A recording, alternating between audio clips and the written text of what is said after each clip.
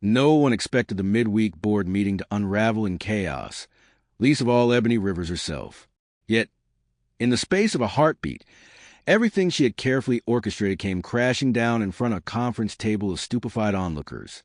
The plush, glass-walled executive suite at Torrington & Co. was silent except for the pointed remarks of CEO Bradley Beckett, whose casual mockery of her sent a shockwave through the entire office. It was the moment Ebony had dreaded and prepared for in equal measure. Her heart hammered in her chest. She felt her pulse in her ears, her temples, her fingertips. She had come a long way, an extremely long way, to stand in that room. In a matter of seconds, one man's arrogance reduced her years of struggle and triumph to a single humiliating experience. Little did he know, she still had one move left, a power she kept hidden for far too long. From the day Ebony first stepped into Torrington & Co. as a low-level marketing associate, she had been subtly measured and sized up by nearly everyone around her.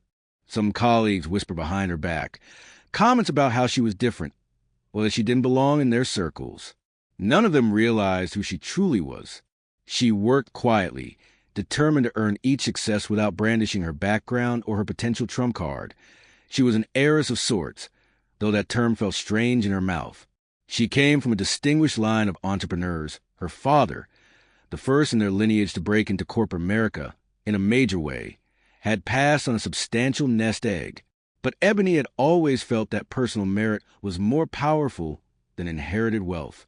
She wanted to succeed as an individual, respected for her intellect and skill, rather than for the money in her account.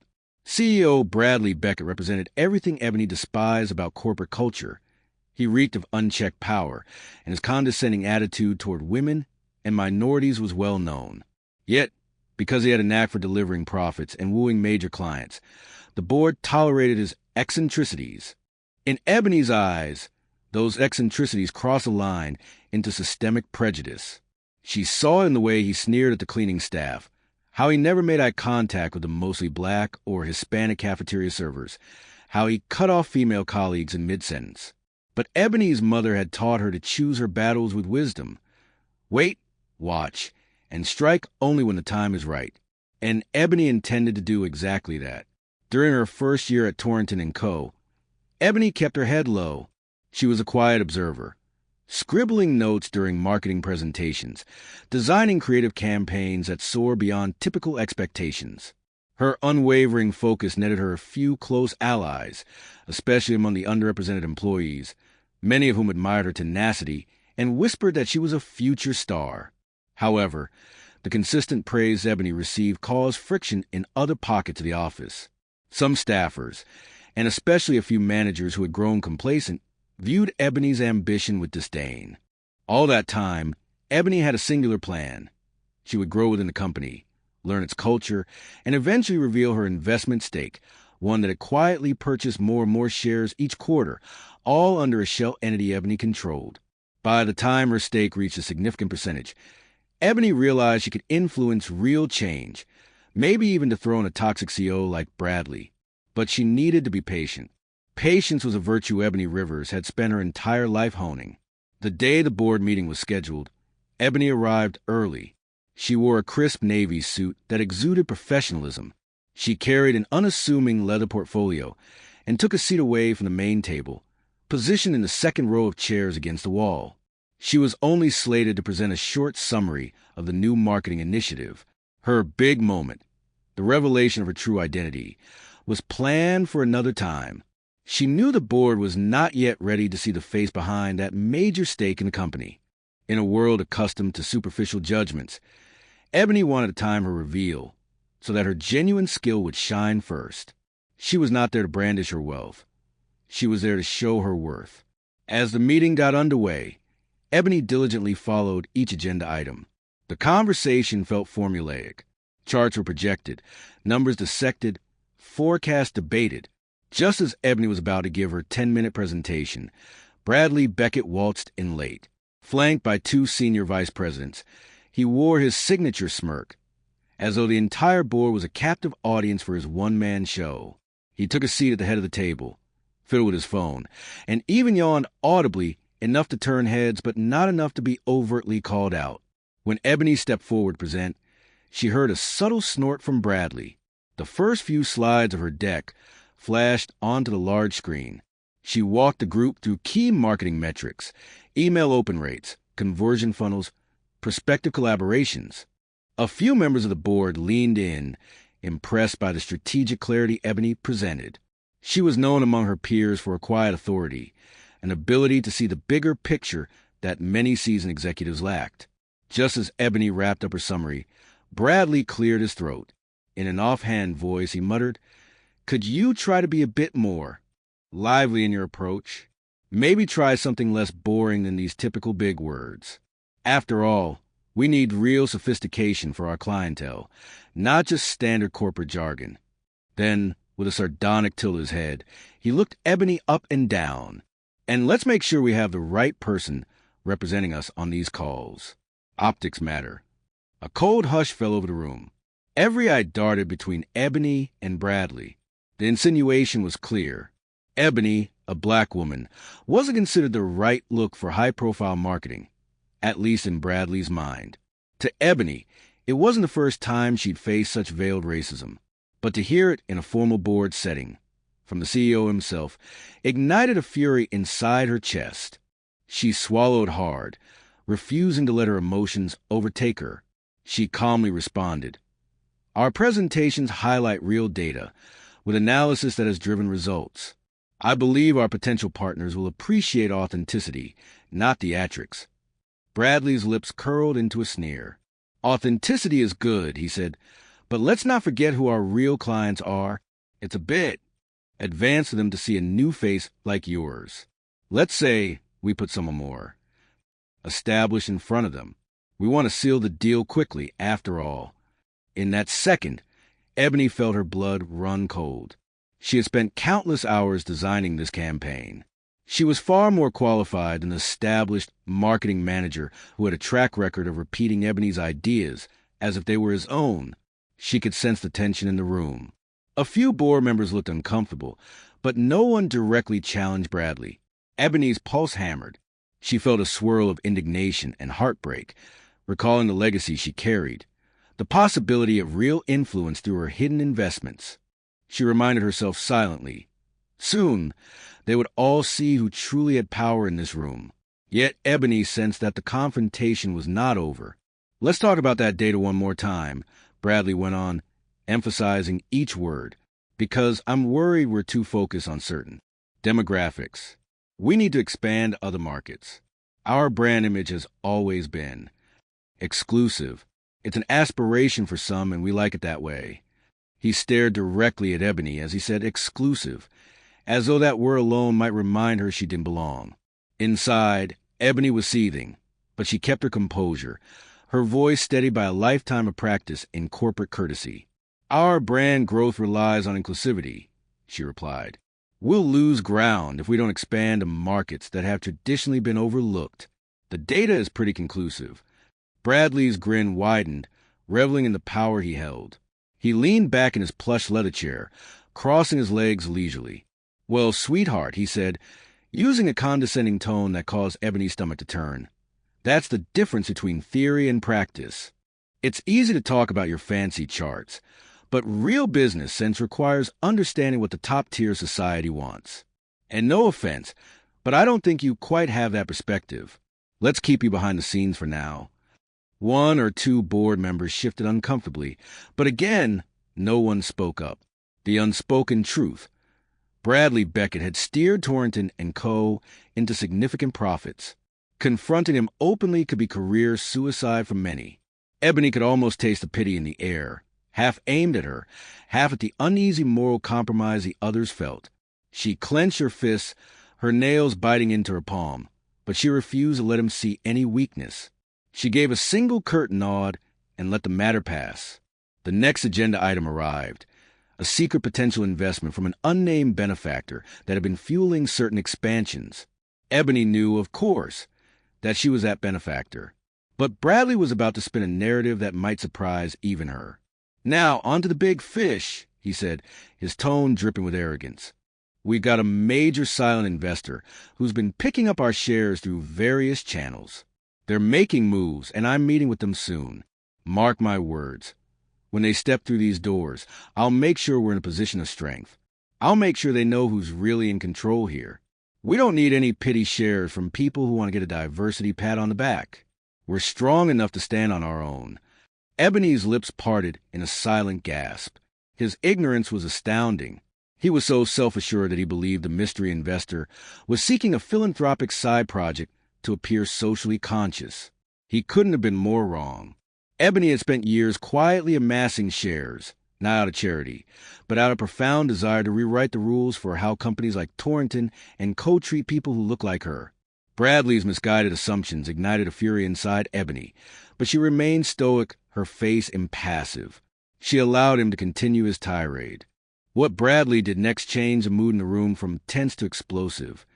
He began openly mocking Ebony. "Anyway, Ebony, is it? Maybe you can shine someone's shoes or bring in a new angle on. Oh, let's say some urban campaign. If we ever do that sort of thing, perhaps that's where your perspective might be more appropriate." Laughter erupted from his own mouth, echoing in the silent room, while the rest of the board members stared at him, wide-eyed, many horrified but too shocked or too cowardly to speak. Ebony's heart pounded. She felt her palms sweating. She thought of her parents, especially her father, who had told her countless stories about the blatant racism he faced when trying to break into the corporate world. He'd taught Ebony to hold her head high and never let anyone else define her worth. The time for secrets was quickly slipping away. She reminded herself that she had a plan, and while the moment felt more public and humiliating than she had envisioned, she couldn't let Bradley's words stand unchallenged. She rose from her seat. The entire room seemed to vibrate with tension. "Mr. Beckett," she said, her voice loud and clear, "I want to set the record straight about a few things. First, I've spent years building the marketing campaigns that have boosted this company's revenue. Second, you've consistently undermined and belittled not just me, but other colleagues as well, hiding it under the facade of being some eccentric, results-driven CEO. We all know what's really going on." Her gaze lingered on the silent board members. "And third," Ebony continued, swallowing her mounting rage, "I believe it's time you realize there was a real stake in this company." Bradley snorted, flipping a dismissive hand in the air. "Oh, you have a stake here, do you? A few shares from your paycheck, perhaps? Please enlighten us." His sarcasm dripped like venom. Ebony locked eyes with him. "Actually, I do plan to enlighten you, but I'll do it when an entire board can give me their undivided attention. This is not a matter of some few shares. It's a matter that could reshape this organization from the ground up." She then set her gaze on the board chairman, an older gentleman named Harold Chun, who had always treated Ebony with mild courtesy, but never with real respect. "Mr. Chun," she said, "with the board's permission, I'd like to schedule a presentation for the next meeting, a special presentation about the future of Torrington and Company." Harold hesitated, glancing nervously at Bradley. "Yes, of course. Let's see if we can fit you into the agenda." Bradley brushed it off, laughing lightly. "We have more important things to do, Ebony." Then, in a condescending tone, "If you want to bring coffee and show us your slides, I won't stop you. But don't expect any miracles from me or from the board." Ebony didn't flinch. She merely nodded. This was the moment she had prepared for, though in her planning, she hadn't expected to be as furious, as humiliated, or as determined as she now was. She calmly walked back to her seat, her thoughts a whirlwind. She told herself, "You've waited years for the right moment. You can wait another week to deliver the final blow." In the days that followed, Ebony's life was a roller coaster of emotion. Torrington and Co. buzzed with gossip about the board meeting. Rumors circulated that Bradley had humiliated Ebony in front of everyone. No rumor could truly capture the cruelty he'd exhibited. Ebony found herself the recipient of sympathetic looks from some co-workers, and even more scorn from others who wrote her off as too sensitive or unfit for the corporate environment. She spent her nights double-checking the details of her share acquisition, forging alliances, and preparing an airtight presentation that would lay out her vision for the company. During those sleepless nights, Ebony was haunted by memories of her father. Before he passed, he had told her that the world would try to fit her into a box. "Your job," he had said, "is to blow up that box, His voice echoed in her dreams, reminding her that every step of her journey was not just for her own pride. It was for every woman, every person of color, every individual who was told they were not the right look or the right fit for a place at the table. She tapped a few of her closest allies at Torrington and Co., including some board members who had seen the toxic environment flourish under Bradley. These allies, though initially reluctant, began to see Ebony not as a subordinate, but as a potential savior for a company that risked imploding under the weight of discriminatory leadership. As the days ticked by, Ebony's plan crystallized. She had the shares, the legal documentation, and the moral high ground. She was ready. The tension in the office escalated further when, on the Friday before the big Monday board meeting, Ebony overheard Bradley in conversation with a senior VP named Greg. They were in the hallway near Ebony's cubicle. Bradley's booming voice carried easily. "I'm getting tired of her. This Ebony chick is too bold for her own good. Just watch. Greg. She'll crumble when she sees what real power looks like. I'll humiliate her in the next meeting and make sure she knows her place. Then I'll root her out. I've done it before and I'll do it again." Ebony's stomach churned. She clenched her fist so tightly that she felt her nails dig into her palms. She could sense a primal instinct within her urging her confront him right then and there, to tell him everything, to make him eat his words. But a calmer voice, her father's voice, reminded her, "Not yet. Do it on your terms." Ebony quietly slipped away, heading home to finalize a presentation that would forever alter her standing within Torrington and Company. When Monday morning arrived, Ebony felt a storm of nervous energy coursing through her veins. She dressed with deliberate elegance, a charcoal gray suit, a crisp white blouse, and a single piece of jewelry, her mother's pearl necklace. She arrived at the office just after dawn, walking past the vacant rows of cubicles to reach the boardroom. Over her shoulder hung a sleek black garment bag. Inside it was a different outfit for later, a stunning burgundy sheath dress that radiated authority and commanded attention. She intended to make a visual statement as bold as her upcoming words. One by one, board members and senior executives trickled into the room, their eyes fixed on Ebony as she arranged her materials at the head of the table, Bradley's seat. Some of them fidgeted, uncertain whether to speak. Ebony offered a polite nod to each person, with a slight but unyielding smile. She was preparing for war, and she wanted them to see her calm, collected approach as a signal that things were about to change. Bradley arrived last, wearing his trademark smirk, followed by the board chairman Harold Chun, who seemed flustered but curious. Bradley's eyes narrowed when he saw Ebony at the head of the table. "Excuse me," he said with forced politeness. "I believe you're my seat." Ebony raised an eyebrow, her smile unwavering. "For the first part of this meeting, I'd appreciate it if you joined the rest of the board. I have a presentation that requires undivided attention, and since it's my agenda item, I'll need the floor. Mr. Chun has kindly allowed me this time." The corners of Bradley's mouth twitched, annoyance flickering in his eyes. He opened his mouth, presumably to deliver a scathing remark, but Harold Chun spoke first. "Bradley, I gave Ebony permission to take the lead for this segment. Let's respect that." Reluctantly, Bradley plopped himself into one of the chairs along the long side of the table. Ebony wasted no time. She dimmed the light slightly so all eyes would focus on the presentation screen. She began with a smooth, confident tone. "Thank you for attending this special session. For years, Torrington & Co. has seen record profits. Yet we've also seen increasing tensions, lawsuits, and moral compromises in our corporate culture. This meeting is about more than numbers. It's about the future of our organization. In short, I've come to a decision regarding my role here, and my role in shaping that future." A hush fell. Ebony advanced the slides. First, she reviewed the company's performance, highlighting growth areas but emphasizing the internal issues, the high turnover rates among minority employees, the negative press from discrimination suits, and the repeated incidents of unethical behavior within management. Eyes darted nervously around the room. Bradley's smug expression began to harden. Then came the pivot. Ebony displayed a slide that read majority stake acquisitions. Everyone recognized the name of the shell entity that had been purchasing large chunks of Torrington & Co. stock. Up until now, the entity's owner had remained a complete mystery. Ebony took a deliberate breath. Ladies and gentlemen, the rumors you've heard about a silent investor are true. Over the past 3 years, this investor has gradually obtained a controlling stake. Recent transactions give them enough shares to heavily influence or even dictate the future of Torrington and Co. That investor is me. The silence was absolute. One could almost hear the collective inhale of every person in the room. Bradley's eyes bulged in disbelief, his mouth slightly ajar. Harold Chin leaned forward in astonishment.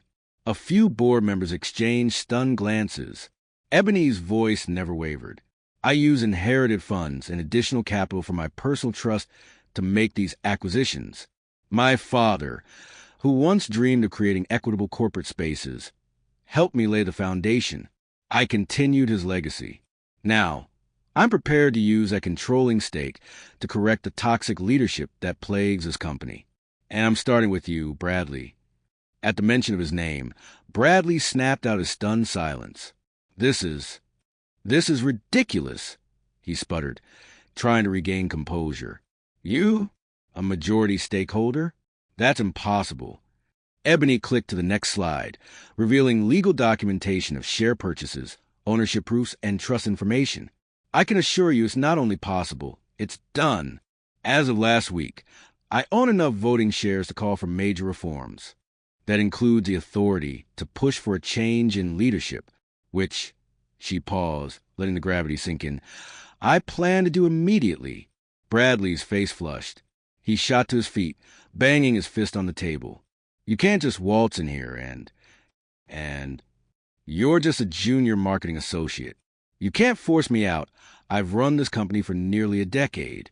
Ebony allowed herself a small, victorious smile. Bradley, I've met with legal counsel extensively. I have every right to call for a no-confidence vote. The board will also have to evaluate the substantial harassment complaints lodged under your leadership. We have settlement records, complaints from multiple employees. The list goes on, and I'm not alone in this. Several board members have expressed their deep concerns privately for years. Now, they finally have the option to act without fear. A ripple of activity spread through the board. A few nodded in agreement, relieved that they might finally be able to address the long-standing problem. Ebony pivoted the focus to the entire table. Before we proceed, let's be clear.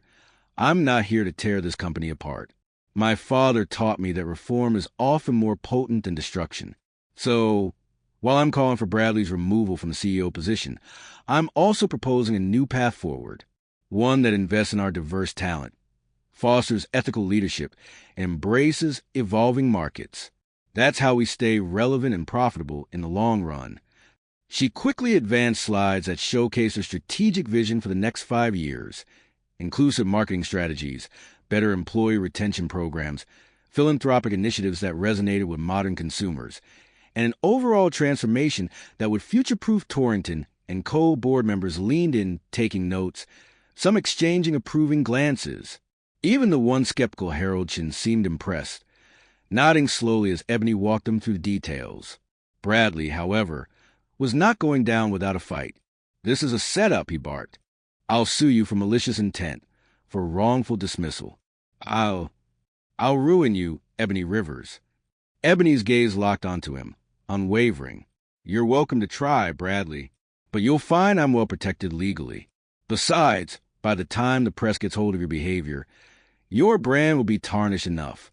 Let's not forget your public remarks, recorded or otherwise. This entire board and many employees who have endured your misconduct are prepared to speak the truth. At that moment, Ebony decided it was time to bring this confrontation to a close. She stepped from behind the table and placed her notes aside. She spoke directly to the board with quiet passion. There's a lesson in all of this. Judging someone by their race or by your narrow vision of who belongs at the top is not just immoral, it's unprofitable in the long run. Our strength lies in our diversity. It's what our market demands, and it's what will help us thrive. If we can't see that, we're doomed to stagnate under archaic leadership.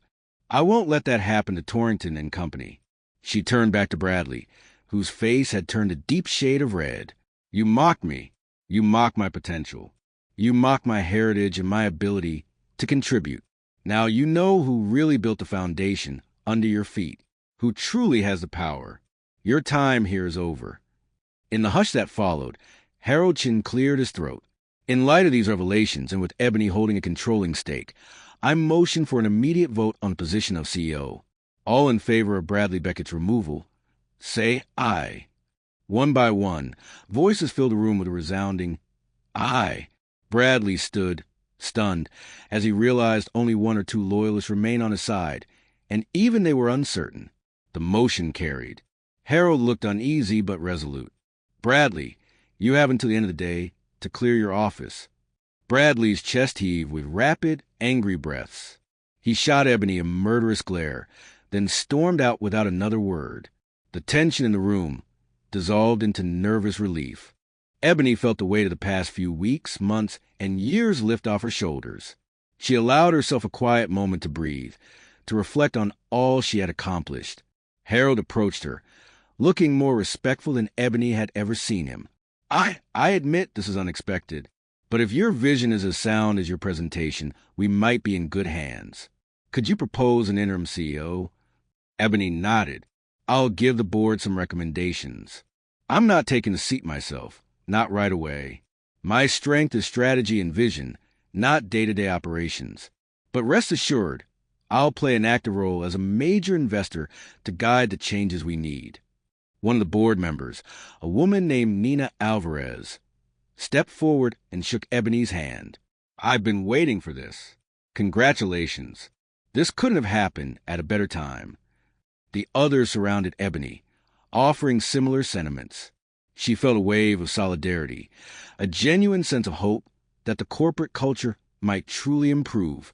After the dust settled, Ebony retreated to her office. She took a moment to gather her thoughts. She felt drained but also exhilarated. Her phone buzzed nonstop with messages from employees, from other investors, from well-wishers. Word had spread through the building like wildfire. Ebony Rivers, the once invisible marketing associate, had just ousted the CEO. She stepped out to catch a breath of fresh air, taking the stairs down the lobby instead of the elevator. As she rounded a corner, she spotted a janitor, a middle-aged black man, mopping the floor. He looked surprised to see Ebony come his way. She offered him a warm smile, something she'd done every day but now carried a new significance. "How's your morning?" she asked gently. He blinked. "Better than usual," he said, flashing a cautious smile back. "I heard about what happened. Folks are saying you're the reason we might finally get some respect around here." Ebony felt a lump form in her throat. She extended a hand. "I'm working on it. It won't happen overnight, but I promise you, it will happen." He took her hand in a firm grasp. "Thank you," he said, his voice thick with emotion. "We need people like you up there." Ebony nodded, her chest swelling with a mixture of pride and responsibility. She realized that this victory wasn't just hers. It was for everyone who had been overlooked, demeaned, or harassed in the corporate world. She felt a sense of renewed purpose surge through her. On her way back upstairs, Ebony bumped into a group of younger employees gathered by the vending machines. They spotted her, and she could see the hero worship in their eyes. One of them, a young black woman fresh out of college, approached her timidly. "Ms. Rivers, can I just say, you're an inspiration. To see someone who looks like me stand up in such a powerful way, it's life-changing." Ebony placed a comforting hand on the young woman's shoulder. "Thank you. But remember, you have that power inside you, too. Don't let anyone tell you otherwise." In the days that followed, Ebony's life was a whirlwind of press inquiries, meetings with the board, and strategic sessions about the interim CEO. She also took time to sit with HR and request a full audit of the company's practices, ensuring that the old ways of intimidation and favoritism would be dismantled. Although she was exhausted, Ebony felt an unshakable sense of hope. Bradley, now officially ousted, made a few public statements threatening lawsuits. He claimed Ebony's move was a hostile takeover aimed at pushing a liberal agenda, but few people believe him. The board swiftly released a statement citing philosophical differences in leadership style and the need for an inclusive environment as reasons for his termination. The statement was carefully worded, but it left no doubt that the company was pivoting toward Ebony's vision. A week after Bradley's removal, Ebony found herself in a newly renovated corner office. It wasn't a CEO suite. She had refused that position, preferring to oversee strategic transformation as a board member and major shareholder. Still, the space was bright and inviting, with large windows that overlooked the city skyline. She sat behind her new desk, flipping through documents about the next phase of Torrington and Company S expansion. She heard a soft knock on the door. It was an HR representative who introduced a timid young intern. The intern was a black woman, about 19 or 20, with wide, curious eyes. She looked around the office in awe. "Ms. Rivers, sorry to disturb you. She just started with us and wanted to say hello." Ebony waved them in with a warm smile. "Please, come in, and call me Ebony." The intern stepped forward, her voice quavering with excitement. I wanted to meet you. You're the reason I accepted this internship. I read about you standing up to the CEO." She paused, struggling to find the words. "You showed me that I can belong here, too." Ebony felt her eyes brim with tears, recalling her own younger self, once uncertain whether corporate America had room for someone like her. She stood, walked around the desk, and offered her hand. "I'm honored you're here. Let's make sure your time with us is everything you hoped it would be." They chatted briefly about the intern's ambitions, and Ebony promised to find time to mentor her. After they left, Ebony turned to the window, gazing at the bustling city below. She reflected on the insane journey. From a junior associate overshadowed by a toxic boss to a major shareholder reshaping the company's destiny. Bradley's mockery had once been a crushing blow. Now, it was a catalyst that propelled her to reveal her hidden power and transform an entire corporate culture. A few months later, Ebony stood at a formal banquet hosted by Torrington, and the event showcased a new direction of the company, a philanthropic partnership with underprivileged communities, scholarships for minority students pursuing business degrees, and a renewed emphasis on ethical governance. Many employees, once uncertain or fearful, now thrived under new leadership. Confidence and collaboration replaced the old climate of suspicion and derision. At the banquet, Ebony delivered the keynote address, her words echoing to the grand ballroom. "When I was young, my father told me that change begins the moment we decide we're worthy of creating it. Torrington and Co. used to be a place where worthiness was defined by narrow standards, a certain background, a certain look, a certain gender or race. That era is over." She looked across the sea of faces, diverse faces, and continued, "We're here to prove that companies can thrive by opening doors, not closing them. I stand before you not as someone who sees power, but as someone who recognized a legacy of possibility and carried it forward. Together, we can continue building an environment where everyone, regardless of who they are, is empowered to make a difference." A standing ovation thundered through the hall. Ebony blinked back tears, her heart overflowing with gratitude. She felt the presence of her father's spirit, cheering her on from somewhere beyond. She stepped down from the podium, greeted by a line of well-wishers eager to shake her hand or snap a photo with her. Among them was the board chairman, Harold Chun, who had that same respectful expression he'd worn on the day she revealed her stake. "Ebony," he said, "I never thought I'd see the day when Torrington and Co. took a turn like this. I'm proud to be part of it." Ebony clasped his hand. "Thank you for your open-mindedness, Mr. Chun. It wasn't easy to take such a leap, and I know there are challenges ahead, but we're on the right path." He nodded and stepped aside. Then came Nina Alvarez, the board member who had supported Ebony from the start of her revelation. "We couldn't have done it without you," Nina said, wrapping Ebony in a friendly embrace. "Or perhaps I should say, we couldn't have done it without ourselves. You showed us our better nature, and you revealed the hidden potential in the people who work here." Ebony's smile was radiant. "That's what leadership should be," she replied. "It's not about one individual at the top. It's about everyone collaborating to push for something bigger than themselves." By the time the banquet wound down, Ebony felt exhausted but elated. She stepped outside for a breath of fresh air, the crisp night air cooling her flushed cheeks. The city lights glimmered, and she marveled at how different she felt from the timid new hire she'd once been.